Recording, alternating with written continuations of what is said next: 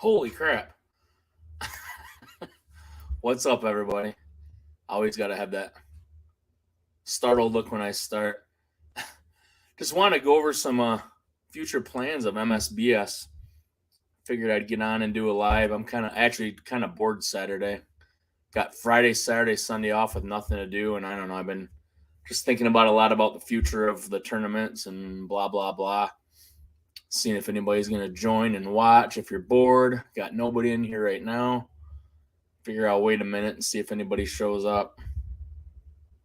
Streaming to both YouTube and Facebook right now. I paid the upgrade to stream to both platforms, and I'm in 1080p. I see people. There's people in here. What's up, my peeps? Feels good to be out of Facebook jail. By the way, if you guys can, go to our YouTube channel and subscribe. It's just Scratch Bowling Series. So it's not Midwest Scratch, because there is one for that too, but I don't have access to that. But there's one for Scratch Bowling Series, and my cat wants to be here. Stay there, cat. Feel free to hop in the chat, say whatever, just kind of going over some future plans of our tournaments. I think this cat is out of control. Go ahead, cat, jump down. She's tripping over the cord on this mic, so I'm trying to help her out. Give me a second. Jump down. Come on. Now she wants to be part of the broadcast. Anyway, who's here? I see there's 12 people watching. Who all is watching, guys? Guys and gals? I don't see anybody. Live viewer comments show up. This is an example. Click on a comment. Oh, I can show your comments too. Anyway, most of you guys know this has been in the process for over a year now, but we're still planning on transitioning from Midwest Scratch Bowling Series to Scratch Bowling Series. That was a brilliant idea that came up from Daniel Higgins, one of our guys that helped develop our website, our new website that's on the way, and Christian Starr. They said just drop that. Then you can do Scratch Bowling Series South, Scratch Bowling Series Midwest, Scratch Bowling Series Arizona. You can do it however you want. That's a pretty good idea. What's up, Trevor Mills? How you doing, buddy? So that's our plan with that. We're still in the process of that. I'm already looking to expand. The first goal is to expand in the Midwest. I mean, we are still MSBS right now. I mean, we're kind of both, whatever. But I'd like to at least get more throughout the Midwest. So I'm actually talking to, if you guys remember Ryan Powers from the Kalamazoo area, where he lives out in Nebraska now. I'm trying to get something booked out there with him. He's helping me out, get to the right centers and whatnot. My goal is, I know this is, I'm pretty bored. Sorry, you guys, nobody wants to watch us. So my goal, let me see if I can find my notes here. You'd think I would have had that ready before I started, but who said I'm professional here? Come on, we just roll with it as it comes. Here we go. Notes. So my goal, this is the big plan, and this has been the plan for a long, long time. I honestly never felt like I had the means to really pull it off, but I feel like we've been trending in this direction. So I want to do these bigger events called Midwest Majors and have a circuit of these events. The bigger cities in the Midwest, Minneapolis, Milwaukee, Chicago, Detroit, somewhere in Iowa, maybe Des Moines, or I don't know where in Iowa, but somewhere in Iowa, somewhere in Nebraska, probably Omaha, St. Louis, Indianapolis, Cincinnati, Cleveland. That gives us 5, 6, 7, 8, 9, 10, 11. And then there's some other areas that aren't really Midwest yet, but they're pretty close, and we draw from these areas a little bit if we hit these other spots. Madison, Wisconsin, obviously, we've been there a couple times already. Louisville, which is super close to Cincinnati and anywhere in Ohio. It's not Midwest, but I mean, it's right on the border. Pittsburgh, you guys know James Hiles over there does a lot of tournaments. We're planning on working on something with him. And then Kansas City, which is Midwest, but it's about as far away from where I am and still being in the Midwest. So that's crazy. But that's what I'd like to do, is put together like a true Midwest circuit. And I know a a lot of these places are super far from each other, but if the money's right, I'm talking about charging maybe 150, maybe a little bit more. While we're talking about that, how about I share my screen? And now I got to open up a program. Whoa, I shared my screen. Let me pull up an Excel. Like I said, I'm bored. I'm not very prepared to do all this. I just decided to do this on a whim. Payouts. These are all the files I work on. Let me pull up StreamYard real quick. Get it on the right thing. Oh, we're already pulled up. Let's just do this. Let's just share the screen. Whoops. All right. Midwest Major Model. Here's kind of my idea.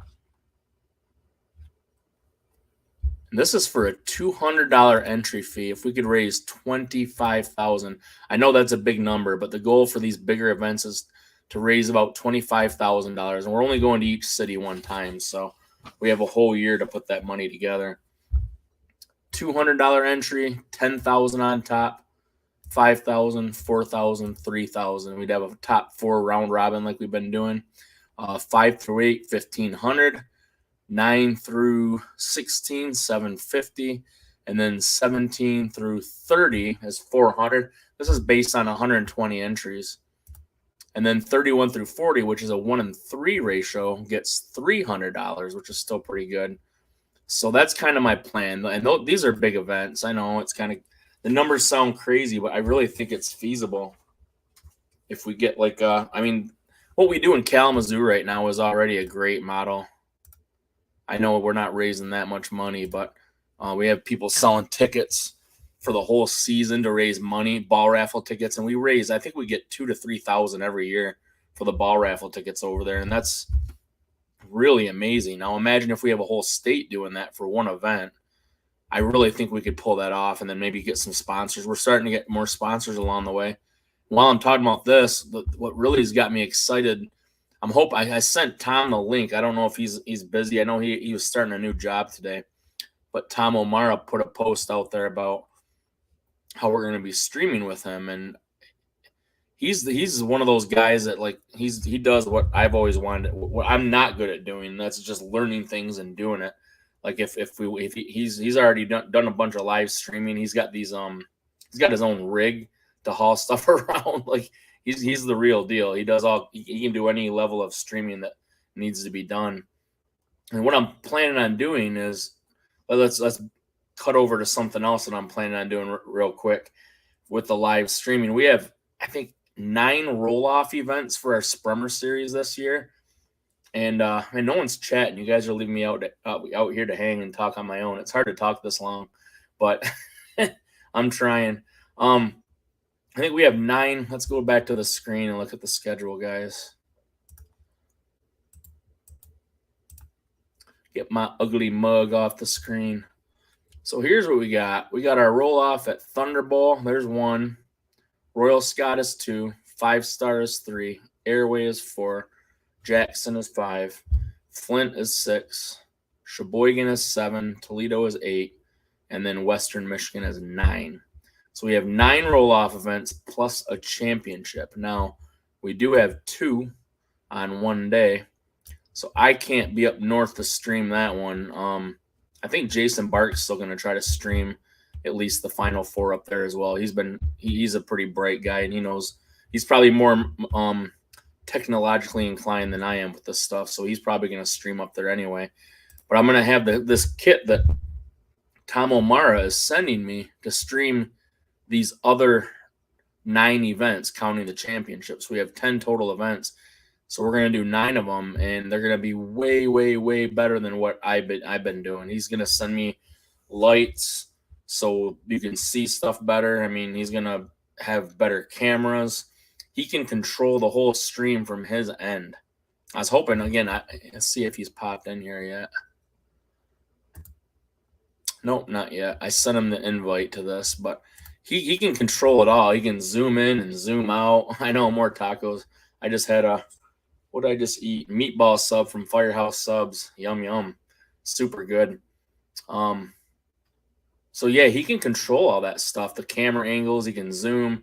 He can make these like legit live streams when we do these round robin Final Fours. So that's how we're gonna do the Final Four round robin for each of those roll offs. And then our championship has the same Final Four roll off as well.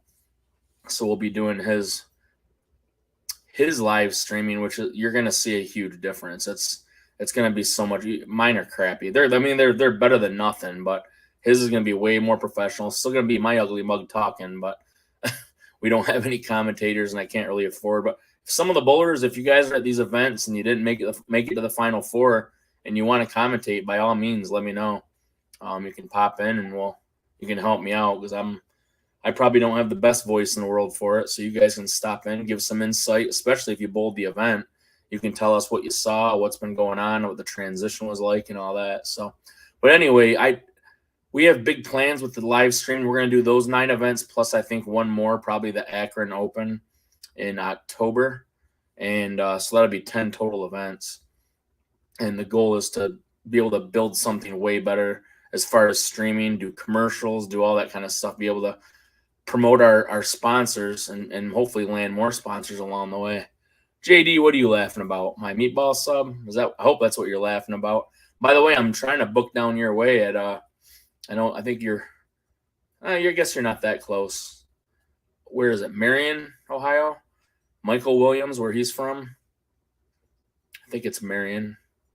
I get all those towns, Springfield, Marion. It's Marion, the one just north of Columbus. Looking to book down there with those guys. Still waiting to hear back from them. Eat more potatoes. There's one of our sponsors, Matt Crawford. Crawford Farms is throwing in a 50-pound bag of potatoes? Holy crap. To the winner of our Sprummer Championship, September 11th. By the way, I know I'm all over the map. I have no criteria that I'm sticking to with this. But we have 7,490 Blue Fusion. Yes, JD. We have $7,490 added from memberships right now, and it's not even August. I was hoping to get to 7,500 before the end of August, but I think we all want those taters. For all intents and purposes, we're at 7,500. We might get to 8,000. All we have to do is get 50 new members for this Sprummer. I mean, they could have bowled before, but 50 people who haven't bowled yet this year to bowl in our Sprummer events before our roll-offs, and we'll have $8,000. That's amazing. We've never had more than 6,000. It's always been less than 6,000, and I usually add it a little bit just to round up. But this year it looks like we're going to get to 8,000, so that's going to be amazing. So thanks everybody for that. Thanks to Matt Crawford and his farm for donating the potatoes. Thanks everybody for buying the memberships in bowling this year. It's been a really, really good Sprummer for us this year. So, those are our plans. I really want to get that circuit going by 2000. This is the weird thing. So I for the last literally 10 years, I'm thinking about what's our season going to be like. Man, this dent in my head looks worse when I'm on the stream. I've had this ever since I was a little kid. I don't know. I can't remember what happened. I got hit in the head with a baseball when I was real young. I think that's what it's from. But anyway, the whole idea of a season, Ethan, will the new costs start with upgrades? I don't follow what you're saying. I'm with Mike. I thought you were with Michael. I thought you lived down by him. That's right. I can't follow. When will the new costs start with the upgrades? Oh, so those entry fees, the 150, that's not going to be till 2023, 2024. Or it's going to be either 150 entry fee or $200 entry fee. And that's just for those Midwest major events. And we're hoping to pay $10,000 at least on top, which would be fantastic. It's been a long time coming. We've been trying to build something like that. But for now, we're still running events for $80 to $100, sweepers for $40 to $60. So we still kind of go all over the. You mean the live streaming upgrades? Well, we're footing that bill, so you guys don't have to worry about it. I personally don't ever want to charge for live streaming. I think the sport of bowling begs people to watch bowling. Like, we want people to watch bowling. We don't want to charge people, and people are going to be like, I'm not going to pay to watch bowling. we should be paying them to watch us. I mean, to be honest with you. Thanks, man. I feel the same way, man. I love you guys, and being in jail for a month in Facebook jail sucked. I couldn't talk as much as I wanted, but man, it's great to see everybody back at the events.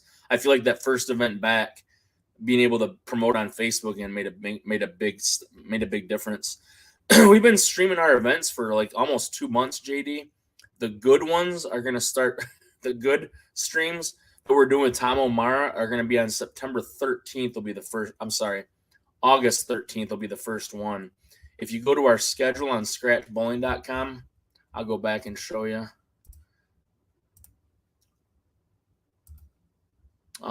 Right here, the roll-off, September 13th, we have our first roll-off at Thunderbowl and Allen Park. So if you can make that one, I don't know why it says $50. It's supposed to be $60. I gotta fix that. That will be a $60 event. Let's see what it says on the event page. Yeah, it says 60. Let me edit that in real time when you guys can see how my website works. That should be $60. All of our roll-offs are $60. And so that one's anything that says roll-off, 16th, 18th, 22nd, 23rd, 25th, 28th. On the one in Toledo, the one up north, I won't be streaming, but Jason's probably going to stream that one. And then the 29th. And like I said, these are going to be the really, really good streams. They're going to be a ton better than what I've been doing. So, getting back to the season thing, I'm like ADD here, ADHD, whatever that is. Thinking about a season, it's always hard for me to figure out the best time for our championship. So we already have our Sprummer Championship usually at the end of August or early September. This year it's September 11th. And, I look at the Nationals. Everybody's bowling Nationals from like March through July. I don't want to get people missing our championship because they're bowling Nationals or any kind of that crap. So what's up, Pat Brown? Long time no see, buddy. So I think what I want to do is start our season, and it can go for 12 months, or we could take the summer off since we do all our Sprummer stuff. But I think we can do both because we can do some of our we don't do our Sprummer stuff on the weekends anyway. So we could actually start in March and have our championship in February, and that avoids Nationals. That way, if our championship is in February, that's a really good tune-up too for anybody going to Nationals in March or April. They can get some really good competition, and the hard part about that is I got to make sure I avoid any PBA events. And I know they're going full blast in February, so that might be tough. But maybe even early March. It depends on when Nationals starts. I want to say they usually start the first or second week in March. So if we did it right before that, that'd be okay, I think. But I'm thinking that's my time frame for our championship, which would be our Midwest Major Championship. We could just call it our MSBS Open Championship too, which is kind of what we've been doing every year anyway. We just ran it with no point system, and it was just kind of a standalone event, which is fine. But in 2023, 2024, that's kind of what I'm hoping for our season to be. We're not going to be ready to do it this year yet, but if we can get things ready by February, March, we might be able to pull it off. But that's going to be a lot to get done. If you guys missed it, I'll go over this. I know not everybody was here at the beginning, so I'm going to be repetitious a little bit. Looking to do Minneapolis, Milwaukee, Chicago, Detroit, Iowa, Nebraska, Kansas, St. Louis, Indianapolis, Cincinnati, Cleveland, and then maybe these other areas outside of the Midwest or on the very edge of the Midwest, Kansas City, Pittsburgh, Madison, or Louisville. So, and then have our big championship at the end. But we're looking to charge $150 to $200 and have big payouts for that. Yeah, Jason, I figured you would do that as long as they have good internet and everything. So even if they don't, you can record it and we can always upload it later on. So, but yeah, that's the plan. Sprummer stuff next year. We're going to probably raise them all to $50 per sweeper. I hope bowlers are seeing what's going on in the industry right now, because a lot of things are changing. A lot of centers are changing hands. A lot of non-bowling people are buying centers, and the trend is going toward FEC or just really not wanting tournament business as much or competitive bowling business as much, trending more toward open place. We're going to have to start being more competitive with our lineage prices that we pay. This year, I volunteered to bump it up to $10 at every center. Some centers said they could still do 9, and I bumped it up because I know 10 is still really, really low. At $250 a game for qualifying donated match play is ridiculously cheap. These centers just came off their biggest open play season ever, coming off their worst 2 years ever when they were forced to close. So that's why I think a lot of people are getting out of the industry right now. And then there's new people coming in because people are like, we saw what the government can do to us. We don't want any part of that. So scary stuff, man. And the bowlers are going to have to figure that out because we're not going to have a choice. I already have centers telling me they don't even want to host our events for less than $3.50, $4. I know a place in Chicago said they're getting $6 a game right now, and it just doesn't make any sense to try to host one of our events there for even at $4 a game. They're losing money. Why would they do it? So the world's changing big time, especially with bowling right now. So we're going to have to get up to par on that. And my goal is to get with this streaming stuff to really be able to get enough sponsors to be able to pay more anyway. I want the centers to want our events. I want them to see, I think they mostly do anyway, but I want them to feel like we're paying enough lineage to where they prefer to have our events over open play. And I know we're not to that point yet, but that's the goal, to get to that point. And the other side of that is we're going to be a little more picky about where we go.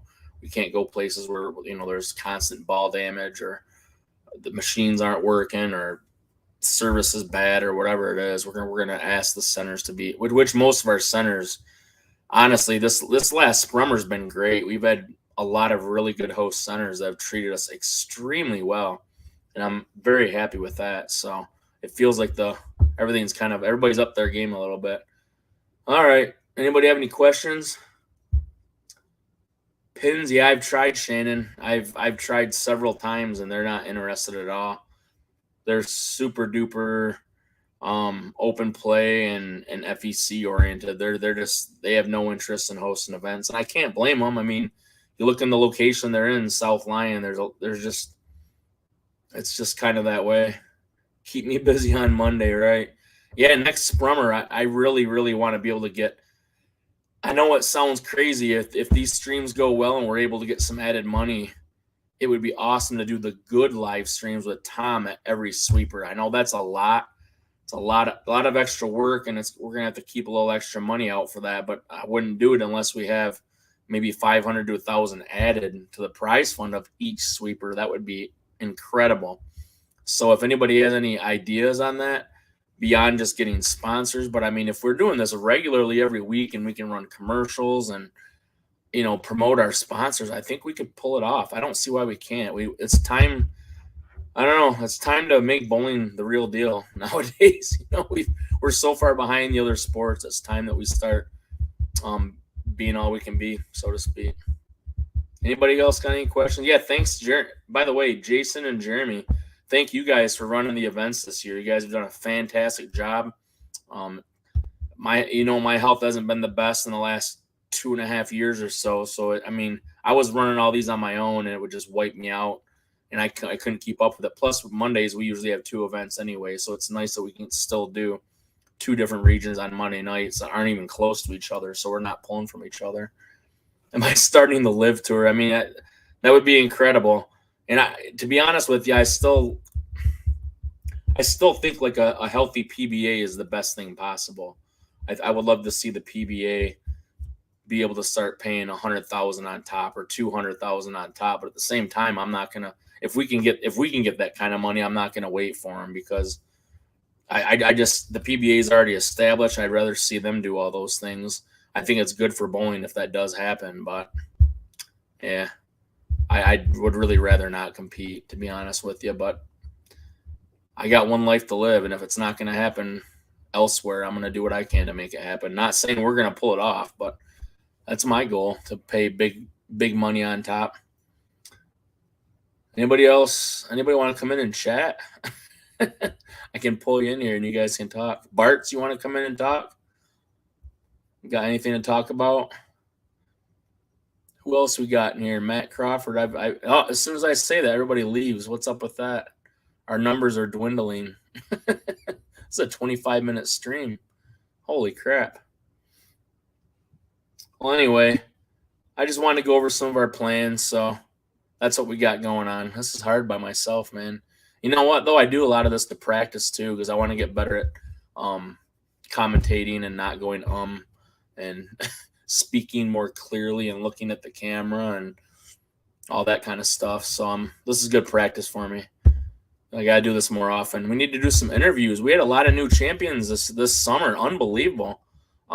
Jason was one of them. Jason Cook. Denicia Waller just won her first title. Pat Young's girlfriend almost got one. Another girl, Amber Elliott.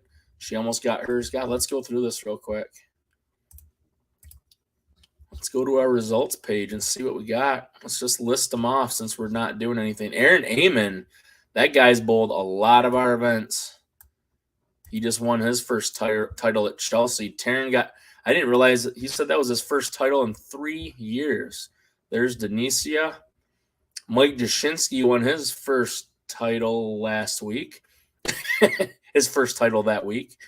He's got several. Jonah Musial. I forgot about Jonah. He got his first title. And he's only bowled. I think he just moved up a year ago. Or he moved up this year. I forget. Yeah, I might never change that. Haley beat Peter. What is this?